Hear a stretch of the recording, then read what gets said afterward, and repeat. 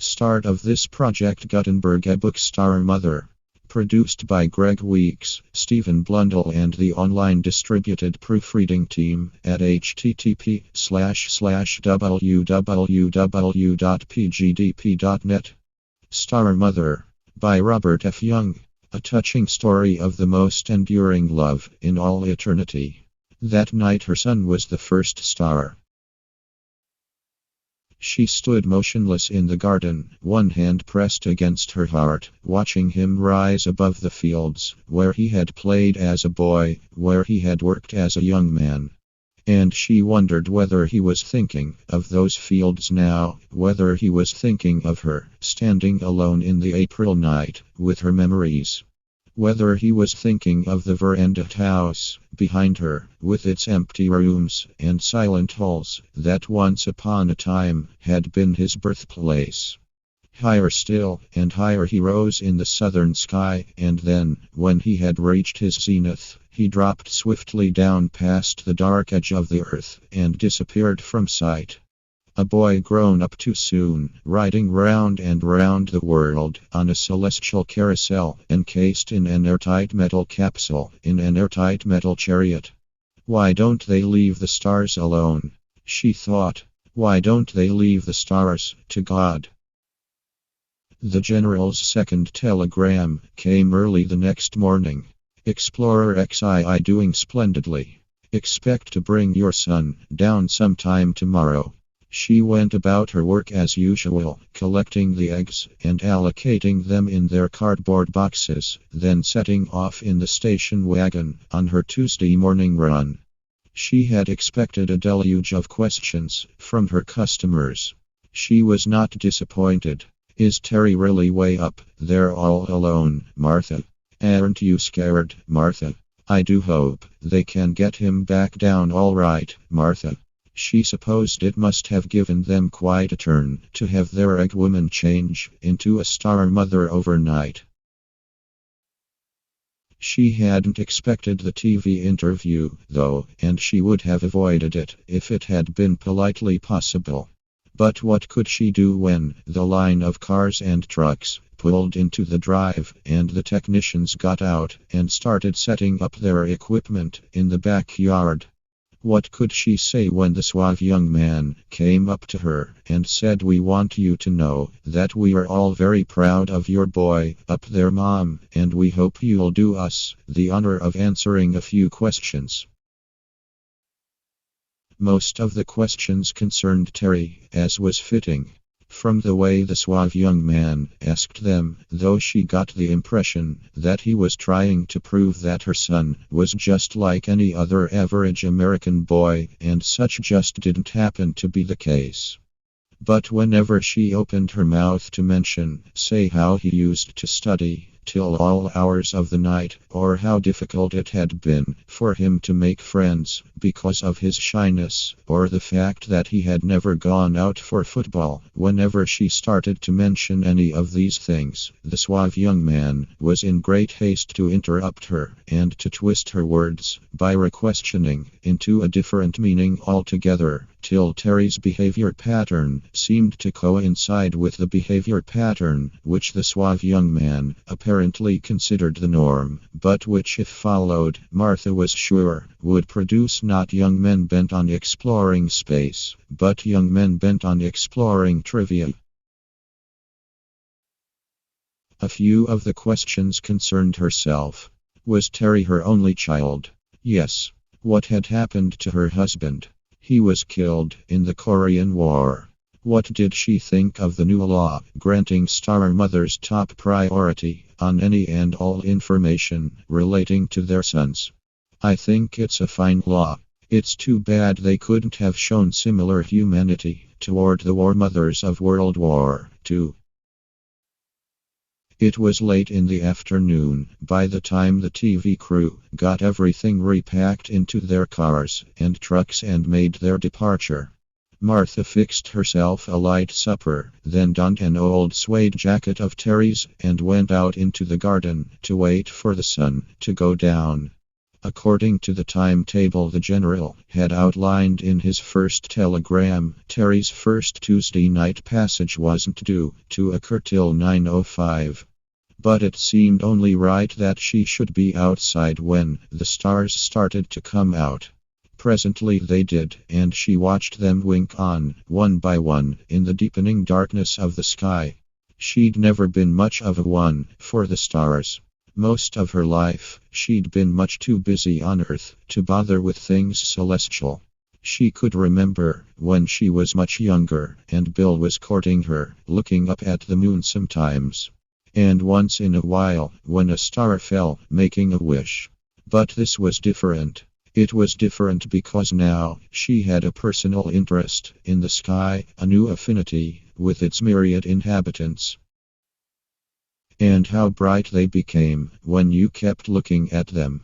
They seemed to come alive, almost pulsing brilliantly down out of the blackness of the night. And they were different colors, too, she noticed with a start. Some of them were blue, and some were red, others were yellow, green, orange. It grew cold in the April garden, and she could see her breath. There was a strange crispness, a strange clarity about the night that she had never known before. She glanced at her watch, was astonished to see that the hands indicated 2 minutes after 9. Where had the time gone? Tremulously she faced the southern horizon and saw her Terry appear in his shining chariot, riding up the star-pebbled path of his orbit, a star in his own right, dropping swiftly now, down, down, and out of sight, beyond the dark wheeling mass of the Earth. She took a deep, proud breath, realized that she was wildly waving her hand, and let it fall slowly to her side. Make a wish. She thought, like a little girl, and she wished him pleasant dreams and a safe return, and wrapped the wish in all her love, and cast it starward. Sometime tomorrow, the general's telegram had said. That meant sometime today. She rose with the sun, and fed the chickens, fixed and ate her breakfast, collected the eggs, and put them in their cardboard boxes, then started out on her Wednesday morning run. My land, Martha, I don't see how you stand it with him way up there. Doesn't it get on your nerves? Yes. Yes, it does. Martha, when are they bringing him back down? Today. Today, it must be wonderful being a star mother, Martha. Yes, it is, in a way. Wonderful. And terrible. If only he can last it out for a few more hours, she thought. If only they can bring him down safe and sound. Then the vigil will be over, and some other mother can take over the awesome responsibility of having a son become a star. If only. The general's third telegram arrived that afternoon. Regret to inform you that meteorite impact on satellite hull severely damaged capsule detachment mechanism, making ejection impossible. We'll make every effort to find another means of accomplishing your son's return.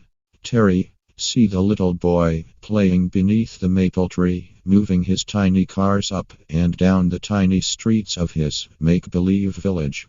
The little boy, his fuzz of hair gold in the sunlight, his cherub cheeks pink in the summer wind. Terry. Up the lane, the blue-denimed young man walks, swinging his thin, tanned arms, his long legs making near grown-up strides, over the sun-seared grass. The sky blue and bright behind him, the song of cicada, rising and falling in the hazy September air. Terry. Probably won't get a chance to write you again before takeoff, but don't worry, Ma, the Explorer XII is the greatest bird they ever built. Nothing short of a direct meteorite hit can hurt it, and the odds are 1,000,000 to 1. Why don't they leave the stars alone? Why don't they leave the stars to God? The afternoon shadows lengthened on the lawn, and the sun grew red and swollen over the western hills. Martha fixed supper, tried to eat, and couldn't. After a while, when the light began to fade, she slipped into Terry's jacket and went outside. Slowly the sky darkened, and the stars began to appear. At length her star appeared, but its swift passage blurred before her eyes. Tires crunched on the gravel then, and headlights washed the darkness from the drive. A car door slammed. Martha did not move. Please God, she thought, let it be Terry, even though she knew that it couldn't possibly be Terry. Footsteps sounded behind her, paused. Someone coughed softly. She turned then. Good evening, Mom. She saw the circlet of stars on the gray epaulet. She saw the stern, handsome face. She saw the dark, tired eyes. And she knew. Even before he spoke again, she knew. The same meteorite that damaged the ejection mechanism, Mom. It penetrated the capsule, too. We didn't find out till just a while ago, but there was nothing we could have done anyway. Are you all right, Mom? Yes, I'm all right. I wanted to express my regrets personally. I know how you must feel. It's all right. We will, of course, make every effort to bring back his remains so that he can have a fitting burial on Earth. No, she said. I beg your pardon, Mom. She raised her eyes to the patch of sky where her son had passed in his shining metal sarcophagus. Sirius blossomed there, blue-white and beautiful. She raised her eyes still higher and beheld the vast parterre of Orion, with its central motif of vivid forget-me-nots, its far-flung blooms of Betelgeuse and Rigel, of Beatrix and Sf. And higher yet, and there flamed the exquisite flower beds of Taurus and Gemini, there burgeoned the riotous wreath of the Crab. There lay the pulsing petals of the Pleiades. And down the ecliptic garden path, wafted by a stellar breeze, drifted the Icaros of Mars. No, she said again.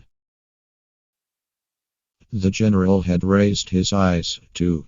Now slowly, he lowered them. I think I understand, Mom. And I'm glad that's the way you want it. The stars are beautiful tonight, aren't they? More beautiful than they've ever been, she said.